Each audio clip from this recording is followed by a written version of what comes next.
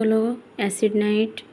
Acid নাইটের রোগে যে সকল শিশুর সহজেই ঠান্ডা লাগে, একটু অনিয়মে পেটের অসুখ হয়, পুরাতন রোগে ভোগে, শরীর জীর্ণ, চোখ ও চুল কালো, মুখ থেকে লালা ঝরে, যাদের দাঁতের মাড়ি হতে রক্ত পড়ে, ঠোঁটের কোণে ঘা, মুখের ভিতর জিহ্বায় দাঁতের মাড়িতে ক্ষত, গলার ভিতরে ছড়িয়ে পড়ে, মুখে ভীষণ পচা দুর্গন্ধ, তাদের পক্ষে অতি উপযোগী একটি ওষুধ অ্যাসিড নাইট।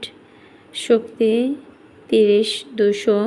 প্রথমে 30 শক্তি 1 মাত্রা করে দিনে 2 থেকে 3 বার প্রয়োগের পর ক্রমে পুরাতন রোগে 1 বা আরও উচ্চ শক্তি প্রয়োগে রোগী আরোগ্য লাভ করে।